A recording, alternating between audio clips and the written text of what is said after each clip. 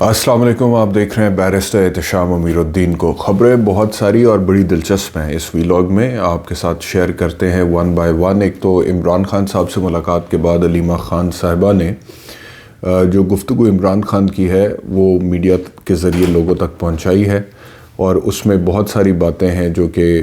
इमरान खान की तरफ से उन्होंने कोट की हैं। इसके अलावा पाकिस्तान मुस्लिम लीग नवाज़ और पाकिस्तान पीपल्स पार्टी के माबैन इवेंचुअली क्या मामला तय पाए हैं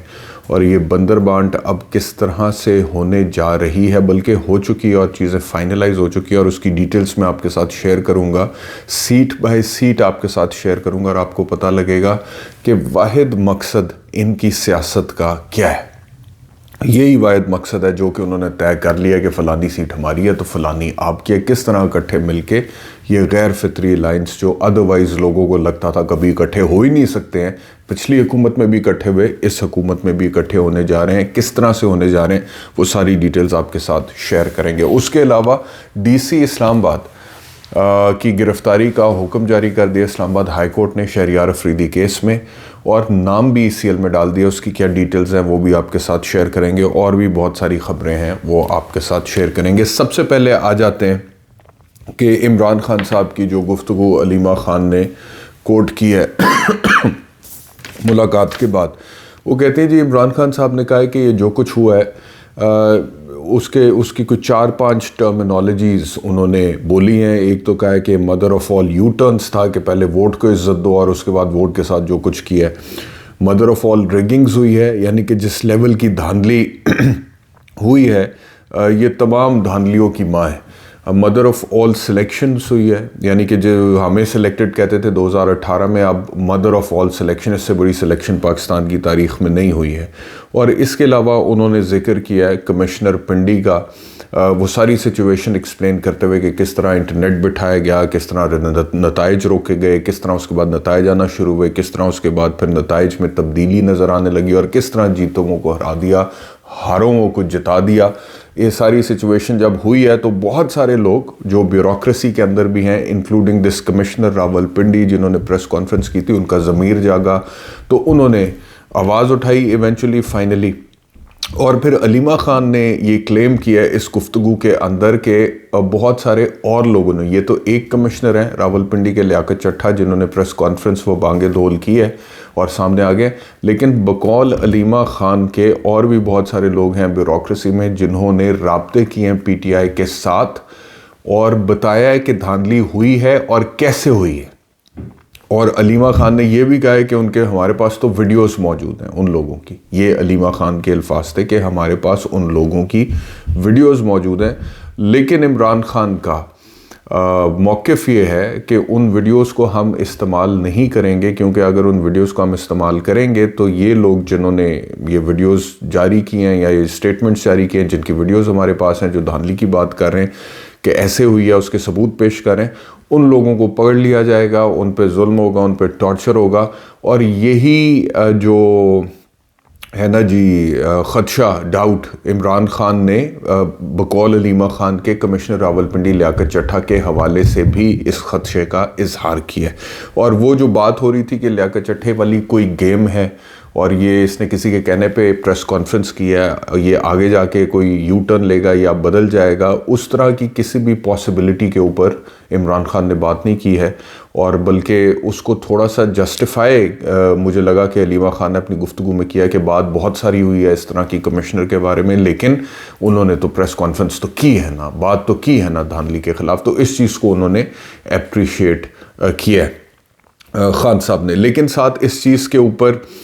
एम्फसिस दिया है कि अब इन लोगों को प्रोटेक्ट करना या डिफेंड करना भी इम्पॉर्टेंट है। ऐसा नहीं होना चाहिए कि इनको अब पकड़ लिया जाए, इन पे जुल्म, ज़्यादती, जबर हो, टॉर्चर हो और इनको सच बोलने की या ज़मीर के जागने की सज़ा मिले। तो इन सारी चीज़ों का इजहार किया। तो ये तो इमरान खान की आज की गुफ्तगू है। अब मैं आ जाता हूँ उस चीज़ के ऊपर कि जो बंदरबांट हो रही है ये किस लेवल पे हो रही है, इसका ज़रा आप लोग अंदाज़ा करें। ایک تو آپ نے پریس کانفرنس دیکھ لی ہوگی آصف علی زرداری، بلاول بھٹو زرداری اور شہباز شریف کی، جس میں دونوں نے کہا ہے کہ پاکستان مسلم لیگ نواز اور پیپلز پارٹی کے مابین معاملات طے پا گئے ہیں، نمبرز پورے ہو گئے ہیں، نئی حکومت بنانے کی پوزیشن میں ہے۔ اب پیپلز پارٹی اور پی ایم ایل این جو ایک زمانے سے ایک دوسرے کے روایتی حریف تھے اور ان کا کسی قسم کا اتحاد لوگوں کو غیر فطری محسوس ہوتا تھا اور اس کی پاسبلٹی نہیں نظر آتی تھی، انہوں نے لوگوں کی سوچ کو تبدیل کر کے دکھایا پی ڈی ایم 1 کے دور حکومت میں کہ اگر آپ لوگوں کو لگتا ہے کہ ہمارا اتحاد یا الائنس ہو نہیں سکتا، یہ غیر فطری ہے، نظریات مختلف ہیں، وہ روایتی حریف ہیں ہم ایک دوسرے کے، تو ہم یہ ساری چیزیں آپ کو کراس کر کے یہ بیریئرز دکھائیں گے اور ہم آپ کو بتائیں گے کہ ہمارا نظریہ ایک ہی ہے، اور وہ نظریہ ہے اقتدار میں کیسے بیٹھنا ہے۔ تو وہ انہوں نے کر کے پہلے ہی دکھا دیا تھا۔ تو اب لوگوں کو حیرانگی نہیں ہونی چاہیے کہ اب یہ دوبارہ کیسے ہو رہا ہے، کیوں ہو رہا ہے۔ یہ پہلے بھی ہو چکا ہے، یہ اب بھی ہو رہا ہے، اور بالکل سب کے سامنے ہو رہا ہے اور ڈھٹائی کے ساتھ ہو رہا ہے، اور اس چیز کی پرواہ کیے بغیر ہو رہا ہے کہ اپنی ذاتی سیاسی ساکھ کا کیا بچے گا۔ اس چیز کی پرواہ کیے بغیر ہو رہا ہے کہ اس طرح کے دھاندلی شدہ الیکشن کے نتیجے میں بننے والی حکومت سے پاکستان میں سیاسی طور پہ، معاشی طور پہ، سماجی طور پہ مزید عدم استحکام آئے گا، تو اس کی بھی پرواہ نہیں ہے۔ یہ ساری چیزوں کے باوجود ہو رہا ہے۔ اب اتحاد ہو کیا رہا ہے، اس کا آپ اندازہ کریں اور آپ لوگوں کو پتہ لگ جائے گا کہ آپ لوگ کہاں پہ ترجیحات میں آتے ہیں ان جماعتوں کی یا سٹیٹس کو کی، کیا پرائیورٹی آپ لوگوں کی۔ اچھا جی، وہ کہتے ہیں جی کہ معاملات طے پا گئے، شہباز شریف صاحب ہوں گے وزیر اعظم کے امیدوار متفقہ طور پہ، زرداری صاحب ہوں گے صدر مملکت کے امیدوار متفقہ طور پہ، ایم کیو ایم اور پی ایم ایل کیو بھی ہمارے ساتھ ہیں، ان کو بھی اکوموڈیٹ کیا جائے گا۔ کچھ ڈیمانڈز ایم کیو ایم کی ہیں، کچھ پی ایم ایل کیو کی، تو خیر کوئی خاص ڈیمانڈز نہیں ہے۔ ایم کیو ایم کی کچھ ڈیمانڈز ہیں، اس کے اوپر میں آتا ہوں تھوڑی دور میں، لیکن ان کو بھی اکوموڈیٹ کیا جائے گا۔ چیئرمین سینٹ ہوگا پیپلز پارٹی کا، ڈپٹی چیئرمین سینٹ ہوگا پی ایم ایل این کا، سپیکر قومی اسمبلی ہوگا پی ایم ایل این کا، ڈپٹی سپیکر قومی اسمبلی ہوگا پیپلز پارٹی کا، سی ایم بلوچستان ہوگا پیپلز پارٹی کا، گورنر بلوچستان ہوگا پی ایم ایل این کا، سی ایم سندھ ہوگا پیپلز پارٹی کا، گورنر سندھ ہوگا پی ایم ایل این کا، سی ایم پنجاب ہوگا پی ایم ایل این کا، تو گورنر پنجاب ہوگا پیپلز پارٹی کا۔ اب آپ اندازہ کریں اس بندر بانٹ کا، یعنی کہ کیسے انہوں نے مطلب کہ سیٹیں آپس میں ایسے بانٹی ہے جیسے حق ہوتا ہے بانٹنے کا، جیسے مطلب کہ ان کا ہی ملک ہے، یہ پیدا ہی حکومت کرنے کے لیے، تو کوئی سیٹ چھوڑنی نہیں۔ کس طرح مطلب کہ کس طرح اکٹھے ہوئے ہیں، ابھی جلسوں کی تقریریں آپ بلاول کی دیکھ لیں اور پی ایم ایل این والے جس طرح سے ریسپانس کر رہے تھے، سب ڈرامہ پتہ لگ رہا ہے آپ کو۔ اب سمجھ آ رہی ہے کہ جی کیسے سیاست میں جلسوں میں کھڑے ہو کر کیسے ڈرامے بازی ہوتی ہے۔ آل آف اے سڈن ہم مخالف ہیں اور پھر حکومت بنانے کے لیے آل آف اے سڈن ہم اتحادی ہیں۔ کم از کم اس بات پہ جو عمران خان کا ووٹ بینک ہے وہ اس وجہ سے عمران خان کے ساتھ کھڑا ہے کیونکہ وہ اپنے نظریے کے اوپر کھڑا ہے۔ عمران خان جو ہے، وہ عمران خان جب پی ٹی آئی کے حوالے سے بات ہو رہی تھی کہ جی پیپلز پارٹی کے ساتھ کوئی ہاتھ ملایا جا سکتا ہے، تو انہوں نے کہا نہیں جی، نظریہ ہی ہمارا بالکل، مطلب کہ ان کی ساری پالیٹکس ہی اس اینٹی سٹیٹس کو کی پالیٹکس ہے اور اینٹی پی ایم ایل این اور اینٹی پیپلز پارٹی پالیٹکس ہے۔ تو ہاتھ ملائیں گے تو جن لوگوں نے ہمیں ووٹ دیا ہے وہ تو ووٹ ہم خراب کر دیں گے، وہ ہمارا بنتا ہی نہیں ہے ہاتھ ملانا۔ تو اس وجہ سے وہ وہاں پر، لیکن ان لوگوں کو اس کی پرواہ نہیں ہے۔ ان لوگوں کو جو پرواہ ہے وہ اقتدار کی ہے، وہ کسی طریقے سے آنا چاہیے، اور جب نہیں ملے گا پھر جمہوریت یاد آئے گی، پھر آئین یاد آئے گا، پھر قانون کی بالادستی اور عوام یاد آئیں گے۔ اور وہ عوام کے مسائل تو ایسی ہر دور میں بیچے گئے ہیں، پہلے بھی، ابھی بھی بیچ رہے ہیں اور آگے بھی بیچیں گے۔ اور ابھی بھی یہ جو اتحاد ہے، جو بندر بانٹ ہے، جس کے نتیجے میں ساری سیٹوں پر قبضہ ہونا ہے اس دھاندلی شدہ الیکشن کے نتیجے میں، وہ عوام کے مسائل کے حل کے نام پہ ہی کر رہے ہیں ابھی بھی۔ مطلب کہ نہ تاڑا ہے گئے کہ جی تاڑے آستے کر رہے ہیں، تاڑے بچے آستے کر رہے ہیں، لیکن سیٹاں اپنے کول لیں، طاقت اپنے کول لیں، اقتدار اپنے کول لیں، پروٹوکول اپنے کول لیں، ششکے اپنے کول لیں، پیسہ اپنے پاس ہے، اور یہ عوام کے لیے مسائل ہیں، پرابلمز ہیں۔ عوام کے لیے بیسک نیسیسٹیز بنیادی حقوق بھی نہیں ہے، عوام کے لیے صحت نہیں ہے، عوام کے لیے تعلیم نہیں ہے، عوام کے لیے روزگار نہیں ہے، عوام کے لیے خوشحالی نہیں ہے تو مہنگائی ہے۔ تو یہ والی سچویشن ہے، اور یہ بندر بانٹ بڑی کلیئر۔ اب ایک طرف یہ بندر بانٹ ہو رہی ہے، اور ابھی آپ پی ٹی آئی کو چھوڑ دیں سائڈ پہ، پی ٹی آئی کا جو بھی موقف اس حوالے سے ہے، طاہر بزنجو، سینیٹر طاہر بزنجو سینٹ میں کھڑے ہو کے کہہ رہے ہیں کہ بلوچستان میں چن چن کر عوامی نمائندوں کو ہرایا گیا ہے اور ڈرگ لارڈز کو اور لینڈ گریبرز کو اسمبلی تک پہنچایا گیا، یعنی کہ منشیات فروشوں کو اور قبضہ گروپ کو۔ وہ کہتے ہیں کہ چن چن کر عوامی نمائندوں کو ہرایا گیا اور منشیات فروش کو اور قبضہ گروپس کو، قبضہ مافیا کو اسمبلی تک پہنچایا گیا۔ پھر انہوں نے اس چیز کے اوپر بھی کہ یہ سوال اٹھایا کہ کیا عدلیہ کا بنتا تھا کہ پی ٹی آئی کا بلے کا نشان چھین لے، اور جس طرح کی دھاندلی انہوں نے سینٹ میں کھڑے ہو کر بات کی کہ ایسی دھاندلی کے نتیجے میں استحکام کیسے آئے گا اگر آپ کہتے ہیں کہ استحکام لانا ہے۔ اور پھر جو بہت بڑی بات انہوں نے کی، انہوں نے کہا کہ اس چیف الیکشن کمشنر سکندر سلطان راجہ کو گرفتار کر کے آئین شکنی کا مقدمہ چلایا جائے۔ تو ایک طرف اس الیکشن کے نتیجے پر بندر بانٹ ہو رہی ہے، اور یہاں پہ طاہر بزنجو، میں پی ٹی آئی کی بھی بات نہیں کر رہا، وہ کہہ رہے ہیں کہ جو الیکشن کمیشن نے کیا اور چیف الیکشن کمشنر نے کیا ہے، اس کو گرفتار کر کے آئین شکنی کا مقدمہ چلا جائے۔ اور ایسی بات ملتی جلتی سینیٹر مشتاق غنی جماعت اسلامی کے وہ بھی کر رہے ہیں، اور انہوں نے کہا جعلی حکومت ہے، جعلی الیکشن ہے، ای سی پی الیکشن کمیشن آف پاکستان غداری کا مرتکب ہوا ہے۔ بہت سٹرونگ ورڈز ہیں، غداری کا مرتکب ہوا ہے۔ انہوں نے کہا عوام سے معافی مانگے الیکشن کمیشن آف پاکستان، اور ساتھ انہوں نے یہ کہا ہے کہ چیف الیکشن کمشنر پر مقدمہ چلایا جائے۔ یعنی کہ دونوں سینیٹرز نے،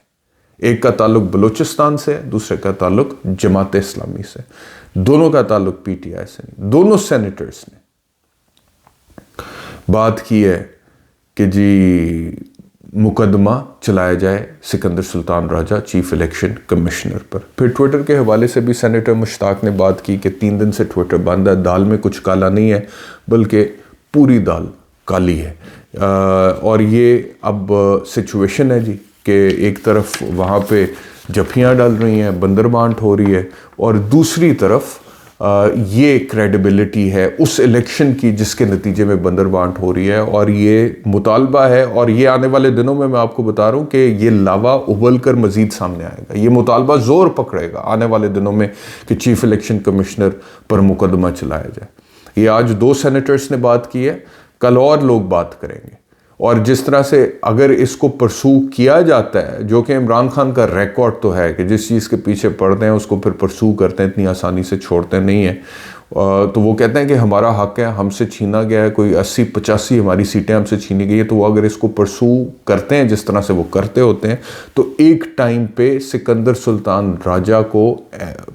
یہ معاملات فیس کرنے پڑیں گے، یہ اکاؤنٹیبلٹی میں جائیں گے۔ آج بات کی جا رہی ہے آئین شکنی کی، آج بات کی جا رہی ہے غداری کی 2 سینیٹرز کی طرف سے۔ یہ آگے جا کے معاملات سکندر سلطان راجہ پتہ نہیں پھر وہ کیا کریں گے، وہ شاید ملک چھوڑ جائیں، لیکن یہ ہے کہ یہ ان کو ہانٹ کریں گے یہ معاملات آگے جا کے سکندر سلطان راجہ۔ ایک اور امپورٹنٹ خبر ہے جی، کبھی کبھی کورٹ سے خبر آتی ہے بڑی تگڑی، اور اکثر اسی کورٹ سے آتی ہے۔ جسٹس بابر ستار صاحب اسلام آباد ہائی کورٹ کے، انہوں نے ڈی سی اسلام آباد کو طلب کیا تھا شہریار افریدی کے کیس میں، ڈی سی اسلام آباد آئے نہیں، اس نے استثناء حاضری سے استثناء کی درخواست دی، کورٹ نے اس درخواست کو مسترد کرتے ہوئے توہین عدالت کی کارروائی کا آغاز کیا، اور کہا کہ کیوں نہ اس کے خلاف توہین عدالت کی کارروائی کی جائے، اور اس کو اریسٹ کر کے، گرفتار کر کے ڈی سی اسلام آباد کو عدالت میں پیش کرنے کا حکم دیا۔ اور نہ صرف یہ کہ اریسٹ کر کے، گرفتار کر کے پیش کرنے کا حکم دیا، بلکہ اس کا نام بھی ای سی ایل میں ڈلوا دیا۔ باقاعدہ طور پہ متعلقہ حکام کو ہدایت دی گئی ہے کہ کسی طریقے سے ڈی سی اسلام آباد ملک چھوڑ نہ سکے کسی بھی راستے سے، اور نام ای سی ایل میں ڈالا جائے فوری طور پہ، اور یہ پاکستان چھوڑ کر باہر نہ، اور اس کو گرفتار کر کے عدالت کے سامنے پیش کیا جائے۔ تو اگر عدالتوں کو جہاں پر لگتا ہے کہ قانون شکنی ہوئی ہے اور کسی تگڑے کی طرف سے ہوئی ہے، تو اس طرح کے چند فیصلے جو ہیں وہ میرے خیال میں جو بگڑا ہوا توازن ہے اس کو درست کرنے میں بہت اہم کردار ادا کر سکتے ہیں. تو یہ عدالتوں کو کرنا چاہیے اور جو قانون ہے اس کو اپنا راستہ لینا چاہیے in spite of the irrespective of the fact کہ وہ کس کے خلاف اپنا راستہ لے رہا ہے. کوئی ڈی سی ہے, کوئی ایس پی ہے,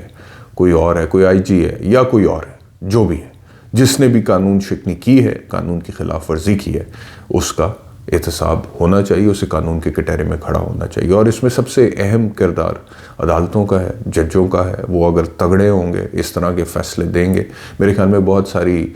قانون شکنی اور آئین شکنی ہونا ویسے ہی رک جائے گی. اور یہ بیوروکریسی جو ہے جس نے بہت کچھ کیا ہے پچھلے 2 سال میں, اور خاص طور پہ پنجاب پولیس کا تو بہت ہی چاکا کھلا ہوا تھا, اور پنجاب پولیس بہت آپے سے اوقات سے باہر ہوئی پڑی تھی,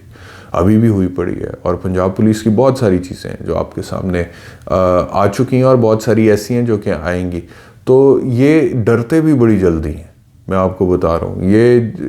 ان کا یہ جو اپنا سرکاری نوکر ہوتا ہے نا, سرکاری ملازم ہوتا ہے, یہ گھبراتا بھی اتنی جلدی ہے. اپنی نوکری ہلکا سا اس کی نوکری پہ آنچ آنے لگے اتنی جلدی وہ گھبراتا ہے. تھوڑا سا یہ ہے کہ سسٹم میں جتنا اس وقت اندھیر نگری مچی ہوئی ہے کہ ان کو یہ بتایا گیا, احساس دلایا گیا کہ تم لوگوں کو کوئی اکاؤنٹیبلٹی نہیں ہوگی, تم لوگوں کو پروٹیکٹ کیا جائے گا, کوئی تم لوگوں کو نہیں پوچھے گا. پھر جا کے یہ حالات تھوڑا سا اگر اس طرح کی کچھ مثالیں سیٹ ہو جائیں تو میرے خیال میں معاملات بہت بہتر ہو سکتے ہیں. اس ویلاگ میں اتنا ہی. انشاءاللہ دوبارہ آپ سے ملاقات ہوگی. اپنا خیال رکھیں. اللہ حافظ.